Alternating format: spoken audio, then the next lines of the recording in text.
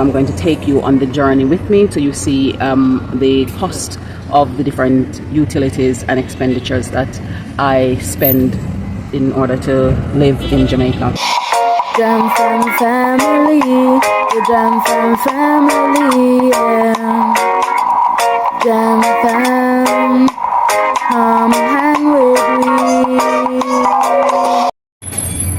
Hello, Wagwan, big up yourself, whether you're yard or you're abroad. Today I'm going to be doing my bills day, so I'm going to take you on the journey with me so you see the cost of the different utilities and expenditures that I spend in order to live in Jamaica. First thing today, I'm going to be going to the bank just to get some money out. Usually that I would have the money at home, but this time I decided I need to do that, so I'm going to go and take some money out so that I have enough, because boy, you don't want to go to the bank very often here because it's so much of your time waiting. Just use the cash point, for example. So I try to go once for the month, and so this is going to be my once.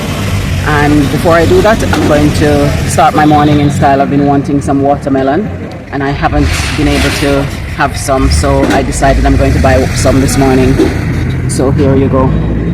I found this little bench seating area, and I've decided I'm going to just go and have this piece, sit here and have this piece of watermelon before taking on my day. So I will keep you along with me as we get through the day.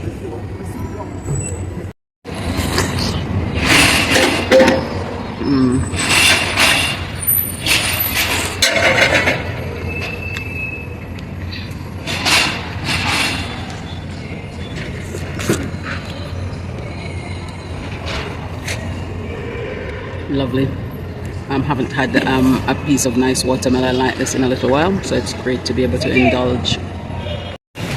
So I've walked from the bank over to the side of the city where the places are that I need to go and pay the bills, and it's been quite a trek just to walk across.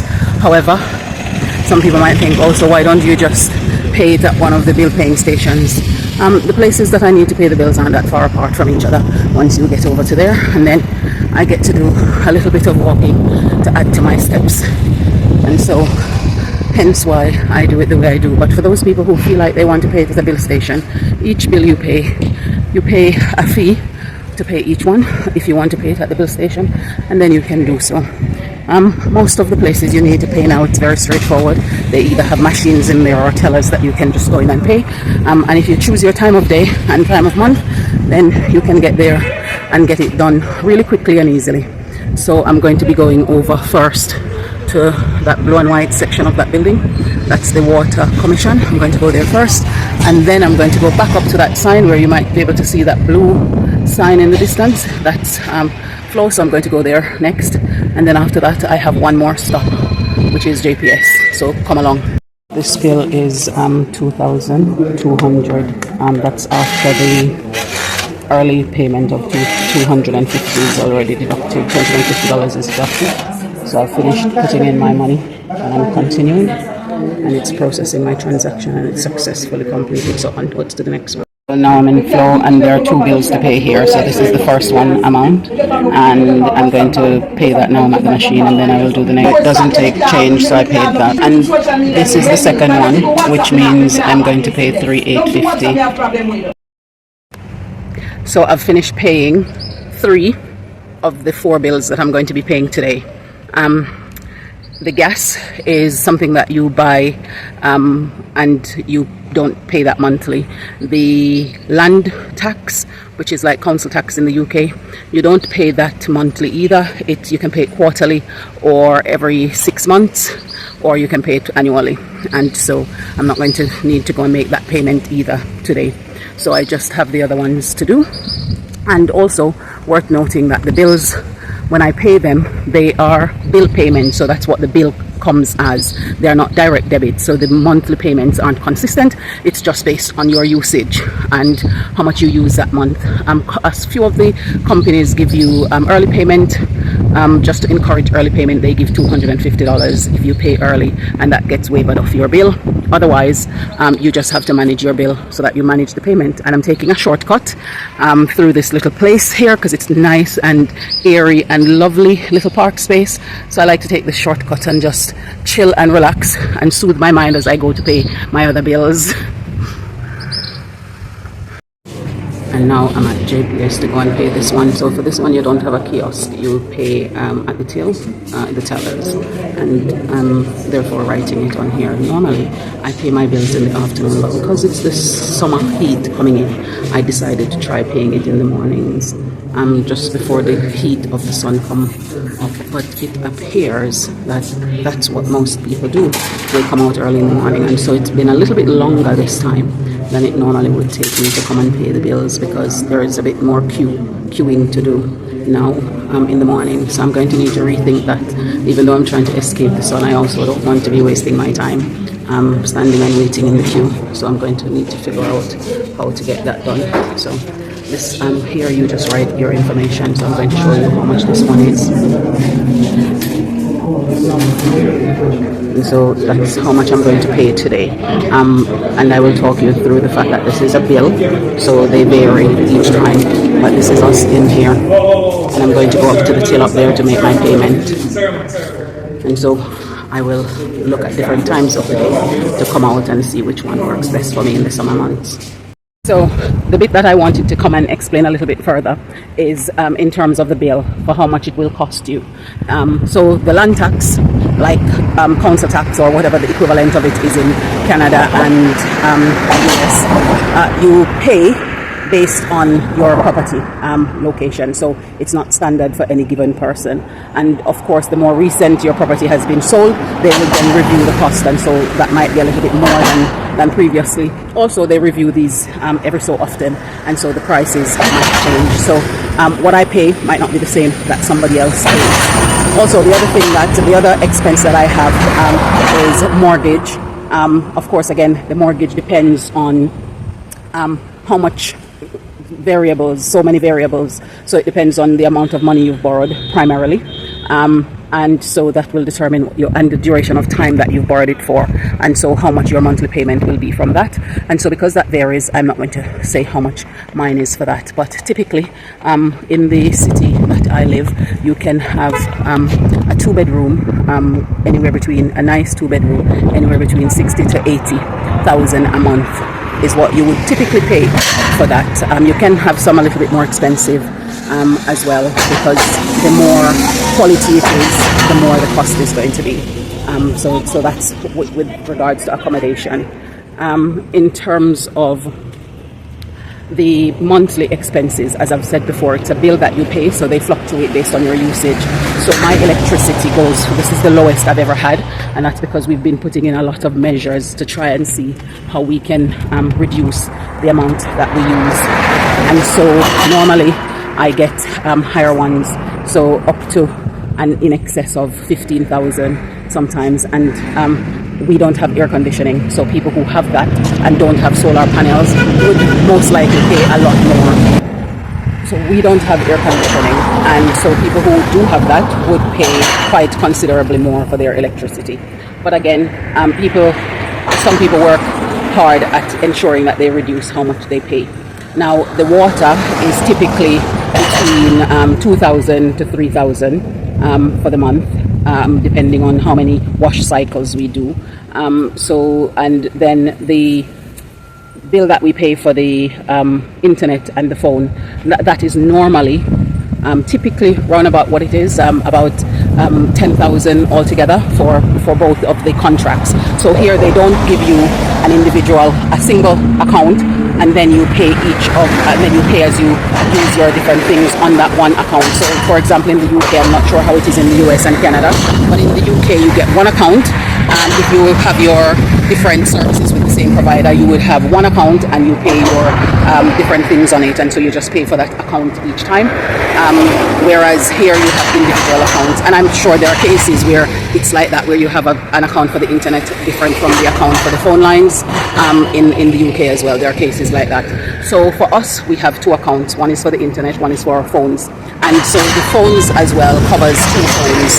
So there is mine and there's my daughter's phone currently, so Eliona's phone and my phone. So that's the cost, to just make it as plain and clear as possible. However, if anything isn't clear and you need to ask a question, then you can. So that's a drain at the back where you hear that sound coming from each time it's driven over by a car passing. So I'm just coming from the JPS now, so I'm finished, and I'm just going to make my way back into the city centre and then make my way home.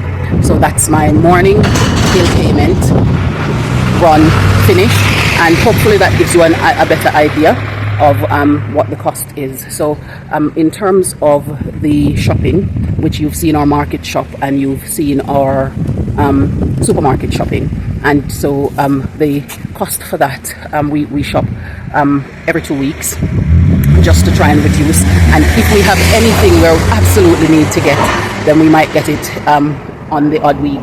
So that's what we do, and so our shopping could set us back on average around about 60,000 for the month typically, and so the only other cost to factor in is our travel cost when we travel, and I'm going to need to just have a little sit down and work that one out and then come back to you on it as to how much our travel cost is for the month. But mindful that we take the taxi at the moment where we're going, so I don't have car insurance to pay just yet, and and any of those things to do with car maintenance and things like those. So again, the commuting is that, and of course I have a child that goes to school, so there is the lunch monies as well to factor in if you have that. So it's just about thinking about how much it will cost you for your household if you were to move here, and so hopefully this have given you some insight into looking at how much you would need to have in order to reasonably live. I haven't included anything for leisure and things like that.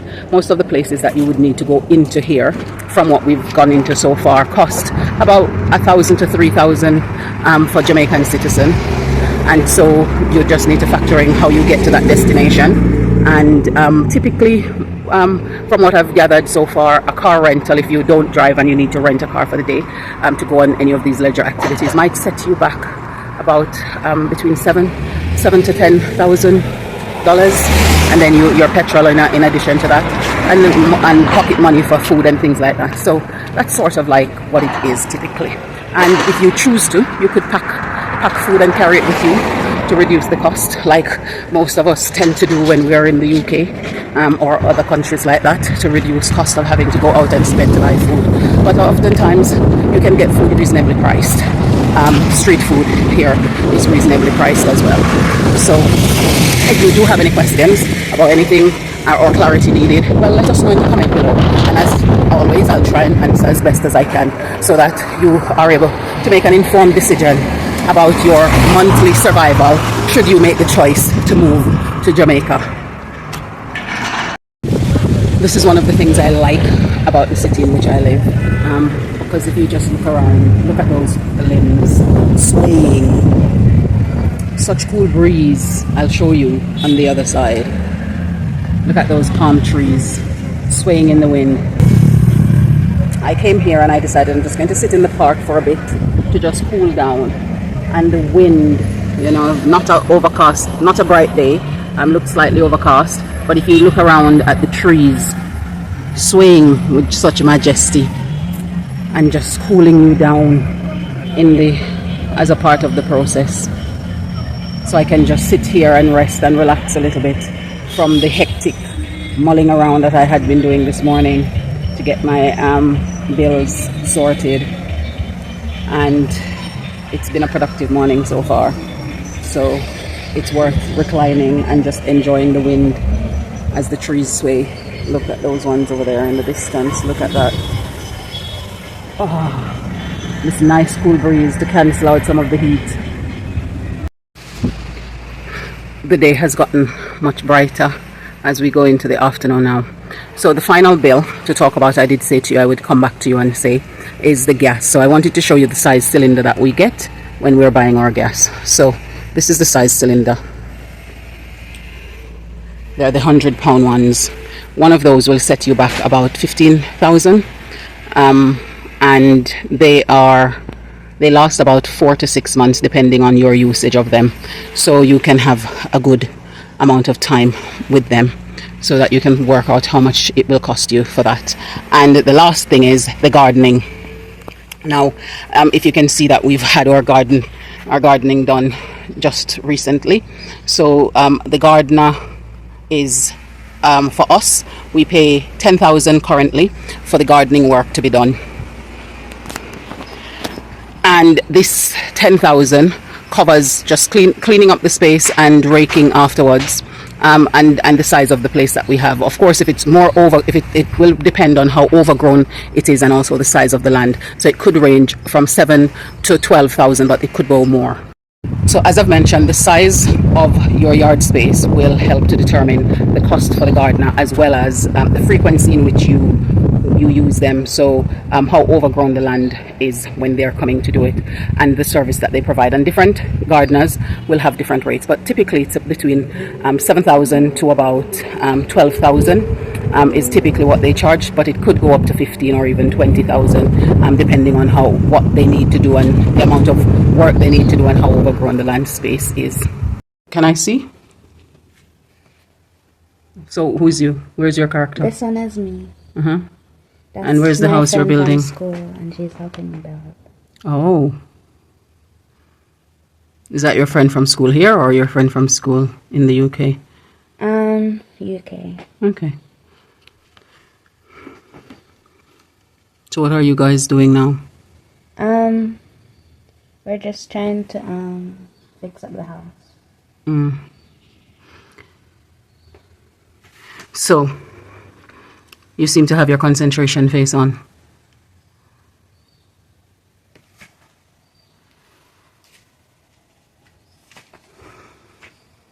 Well, it's your down regulation time, so if that's how you want to spend it, I guess that's fine. So I'm going to finish off my things that I need to get done and leave you to enjoy your time. I'm going to start dinner. And okay. Don't worry, I'm making what you... Oh, and I have a sofa car. Really? There's such a thing? Okay. So I'll be making what you put on for the menu for today. So. Oh, our very organized home menu. So hopefully that will go down well, and we'll be able to meet our dinner time. But to make sure I have enough money, I'm going to go to work in the game. Oh, you can do that? I can choose any job I want, so I decided to be an ice cream seller. Okay. And then you'll get the money to do what? To continue building. So when you have one of your friends to build, you have to set a budget so they can't go over it. But because I'm under 1,000, because I gave her, I set the budget for a lot. And then because now all she needs to do is just decorate. So I gave her a bit more, and then I'm going to earn some more money so I can give her a bit more. Okay, so some real life skills being learned. Today. Money management, setting budget. Okay, so you're going to go work now? I have to work until this turns into 100% to get my full pay, or else I'll only be paid the amount I worked for. All right then. So they asked for vanilla and strawberry ice cream with chocolate drizzle, so I have to get that. All right, later then. Bye. So now we're going to look at an overall cost of how much it costs to live in Jamaica per month. And I'm giving you the exchange rate for today when I go out to pay my bill, and so that you can use that as a benchmark to help you with estimating in terms of your currency how much it would need to be. So I've used today's rate, and I've used the rate that is for whether you're sending it as a remittance transfer, money transfer, or you're sending it directly from bank there to bank here. So the exchange rates are here, and the ones that I'm presenting for today is from Jamaica National. So they are the exchange rate provider that I'm using for the day today. And so that will give you an idea of what the total cost is. Remember, I've already said that some of my costs I'm going to omit. So I'm going to omit things like my mortgage, because some people might be renting, and the mortgage is going to be determined based on the amount of money you owe and the duration of time in which you're paying it. So there are too many variables there to include that. But as I've said to you before, the rental in the city that I'm living in for a 2-bedroom, for example, ranges from about 60 to 80,000 normally. But you could have some that runs up to a little bit more expensive. The more luxurious they are, the more costly they're going to be, of course, or also the proximity they are from the city center.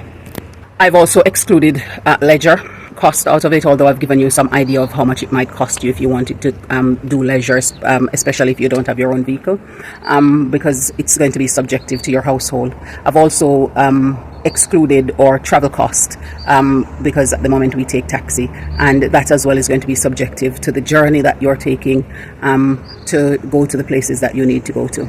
So hence why I'm not including that in there. So you might need to figure out like probably a 30% miscellaneous, just so you can work out what the other costs would be to yourself should you be considering moving and living here.